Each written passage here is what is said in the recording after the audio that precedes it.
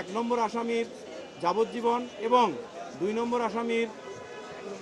লঘুদণ্ড অর্থাৎ ২০১-এ লঘুদণ্ড প্রার্থনা করলে আমরা কাউন্টার হিসেবে রাষ্ট্রপক্ষে আমরা বলি তারা যেহেতু হেইনাস অফেন্স করেছে এবং এটা নিরঙ্কুশভাবে প্রমাণিত হয়েছে ইতোমধ্যে রেকর্ডকৃত সাক্ষ্য ম্যাটেরিয়ালসের মাধ্যমে আমরা এর সিভিয়ার পানিশমেন্ট চাই। সিভিয়ার পানিশমেন্ট হলো মৃত্যুদণ্ড চাই। মাননীয় ট্রাইব্যুনালে শিশু রামিসা আক্তার হত্যা মামলায় আমরা রাষ্ট্রপক্ষে আসামিদ্বয়ের বিরুদ্ধে গঠিত 4 প্রমাণের নিরিখে যে 16 জন সাক্ষীর সাক্ষ্য প্রদান করেছেন এবং মাননীয় ট্রাইব্যুনাল রেকর্ড করেছেন, সেই সাক্ষ্য হতে ইনক্রিমিনেটিং এভিডেন্স দেখিয়ে নিরঙ্কুশভাবে আমরা সাক্ষ্য আর্গুমেন্টে দেখিয়েছি যে এই আসামিদ্বয় তাদের কৃতকর্মের জন্য যে অপরাধ ঘটিয়েছেন, অর্থাৎ 1 নম্বর আসামি ভিকটিম রামিসা আক্তারকে ধর্ষণ ও হত্যা করেছেন, তার প্রমাণ আমরা দেখিয়েছি সাক্ষ্যের মাধ্যমে। একই সাথে 2 নম্বর আসামি উক্ত ধর্ষণ ও হত্যাকাণ্ডে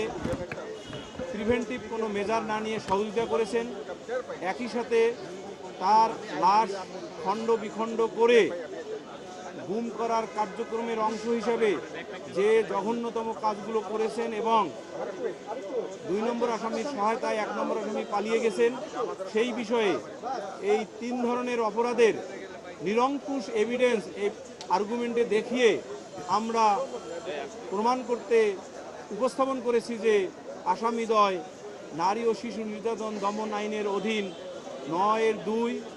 9-এর অধীন পরিতব্য 30 এবং পেনাল কোডের 201 ধারার অপরাধ প্রমাণিত হয়েছে। এবং মাননীয় ট্রাইব্যুনাল আমাদের সকল আর্গুমেন্ট শুনে